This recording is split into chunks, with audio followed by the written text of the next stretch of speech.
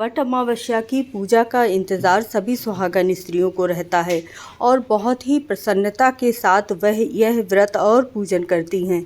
काफ़ी जगहों पर पूजा आदि करने के बाद भोजन कर लिया जाता है, लेकिन सात्विक भोजन ही करना चाहिए। लेकिन काफ़ी जगहों पर पूरे दिन ही व्रत रहा जाता है और वह भी निर्जला व्रत रहा जाता है। तो सुहागन स्त्रियां अपने अखंड सौभाग्य प्राप्ति के लिए इस व्रत को करती हैं। मैंने पूरी वीडियो चैनल पर डाली हुई है, तो जाकर ज़रूर ही देखिएगा। बहुत ही यूज़फुल वीडियो है। क्या क्या आपको सामग्री चाहिए, किस तरह से आप पूजा अर्चना करेंगे, आपको माता गौरा का और सावित्री माता का आशीर्वाद ज़रूर ही प्राप्त हो और जिससे आपका अखंड सौभाग्य रहे, आपका परिवार हमेशा सुख और समृद्धि से भरा हुआ रहे। आज हम बात करेंगे कि जो आपने यह सामग्री माता रानी को चढ़ाई हुई है, इस दिए का क्या करना है। गौरा माता जो हल्दी की बनाई हैं उनका क्या करना है, क्योंकि जिस तरह से पूजा अर्चना की जाती है ना, उसी तरह से इस सामग्री को सही स्थान पर पहुंचाना भी बहुत ज़रूरी होता है। अगर आपने सामग्री किसी भी कारणवश इधर उधर फेंक दी या रख दी, तो इससे आपको बहुत बड़ा पाप लगता है। इन चीज़ों का हमें विशेष रूप से ध्यान रखना चाहिए। सबसे पहले बात करते हैं, जो ये धागा बनाया जाता है ना, ये आपको अपने गले में कितने दिन तक पहनना चाहिए। तो देखिए, काफ़ी लोग तो इसे साल भर तक पहनते हैं, लेकिन यह धागा आप तब तक पहन सकते हैं जब तक इसका कलर फीका ना पड़ जाए। नहीं तो जब तक आपको लगता है कि आप पहन सकते हैं, उतने दिन, ज़्यादा से ज़्यादा दिनों तक इस धागे को पहनिए। नहीं तो 21 दिन तक तो इस धागे को आपको अवश्य ही पहनना चाहिए।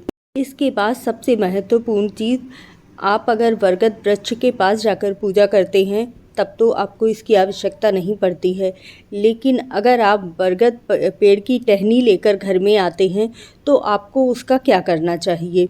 तो देखिए, आप जो बरगद पेड़ की टहनी लेकर आएंगे ना, उसके जब पत्ते सूख जाएं तब उन्हें अपने गमलों में ही दबा दीजिए। इस तरह से कर सकते हैं। नहीं तो आप कहीं मंदिर में जाकर, जहाँ पर शुद्धता हो, ऐसी जगह पर रख कर आइएगा। अगर आपने कहीं पेड़ के नीचे या इस तरह से डाल दिए तो इससे भी आपको पाप लगता है। पत्तियाँ जब सूख जाएंगी ना, तब आप उन्हें अच्छी तरह से मसल के अपने पौधों में डाल सकते हैं।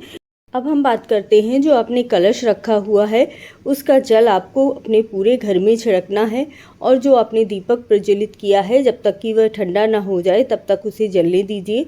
और उसके बाद जो बाती है ना, उसे आप जब भी पूजा करते हैं ना, बहुत सारी सामग्री बच जाती है, तो 10वें या 11वें दिन थोड़ा सा कपूर रखकर पूरी सामग्री को जला दिया कीजिए। इससे क्या होता है ना कि आपके घर की नकारात्मक ऊर्जा भी दूर हो जाती है, क्योंकि यह जो सामग्री है ना, जो भी बत्ती है, धूप है, जो भी थोड़ी थोड़ी बच जाती है, उन सभी में भगवान की ऊर्जा समाहित हो जाती है। तो ऐसा अगर आप करते हैं ना, तो आपके घर में कभी भी बुरी शक्तियाँ प्रवेश नहीं कर पाती हैं। अब इसके बाद जो आपने ये प्रसाद बनाया है ना, पूड़ी का, पुए का, ये आप वहीं वट वृक्ष के नीचे ही छोड़ कर आते हैं। अगर घर में पूजा कर रहे होते हैं तब आप यह प्रसाद अपने प्रसादी रूप में भी ले सकते हैं, स्वयं भी खा सकते हैं। और आप जब सुहाग की सामग्री ब्राह्मणी को देंगे ना, तब यह प्रसाद रूप में जो फल हैं, मिठाई हैं, पूड़ी और ये पुए हैं, सारी सामग्री आप उन्हें दे सकते हैं। इसके बाद हम बात करेंगे कि जो आपने हल्दी की गौरा माता बनाई हैं, इनका क्या करना है।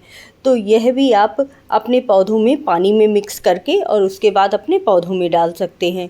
जो आपने गणेश भगवान बनाए हैं, वह आप अपने पूजा स्थान पर रख लीजिए। जैसे प्रतिदिन पूजा करते हैं, आप पूजा भी कर सकते हैं, और नहीं कर पा रहे हैं तो इनका आप जल में विसर्जन भी कर सकते हैं। इस दिन दान का भी विशेष महत्व होता है। तो जो आपने पंखा लिया हुआ है, आप उस पंखे का दान कर दीजिएगा। नया पंखा ही दान किया जाता है, ध्यान रखिएगा, पुराना पंखा दान नहीं करना चाहिए। इसके साथ सुहाग की सामग्री है वह दान कीजिए। दक्षिणा ज़रूर रखिएगा। जो भी सीज़न के फल होते हैं वह सभी फल दान करने होते हैं। और उसके बाद आप अपनी इच्छा के अनुसार जितना चाहें उतना दान कर सकते हैं। इससे आपका सौभाग्य बढ़ता है। देखिए, एक तो अमावस्या तिथि होती है, तो अमावस्या तिथि पर दान करने का विशेष महत्व होता है। इससे आपके पितृ भी प्रसन्न होते हैं, देवता भी प्रसन्न होते हैं। वट वृक्ष पर ब्रह्मा, विष्णु, महेश तीनों देवताओं का निवास होता है। और जब आप इस दिन इनकी पूजा करते हैं ना, तो आपके ऊपर इन तीनों का आशीर्वाद होता है। और हाँ, अगर आपने आटे का दीपक बनाया हुआ है तो आप उसे गौ माता को भी खिला सकते हैं। उसमें से रुई हटा लीजिएगा, उसके बाद खिलाइएगा। और जो चावल आपने कलश के नीचे रखे हुए हैं, आप उन्हें चिड़ियों को डाल दीजिए, पक्षियों को डाल दीजिए। इस तरह से आप पूरी सामग्री को यथास्थान रखिएगा, क्योंकि पूजा करने का जितना ज़्यादा लाभ होता है उतना ही सामग्री को सही जगह पर रखने से भी लाभ होता है। आप लोगों का अखंड सौभाग्य बना रहे। जितनी भी मेरी यूट्यूब फैमिली है, सभी को वट अमावस्या सावित्री व्रत की शुभकामनाएं। माता रानी की कृपा आपके और आपके पूरे परिवार पर हमेशा ही बनी रहे। माता रानी आप पर खूब सारी कृपा बरसाएं और आपका सौभाग्य भी हमेशा अखंड रहे। जय श्री कृष्णा, जय राधे रानी की। चैनल को सब्सक्राइब ज़रूर कर लीजिएगा, बेल आइकन ज़रूर दबाइएगा, और वीडियो थोड़ी सी भी यूज़फुल लगती है ना तो कमेंट ज़रूर कीजिएगा। जय श्री कृष्णा।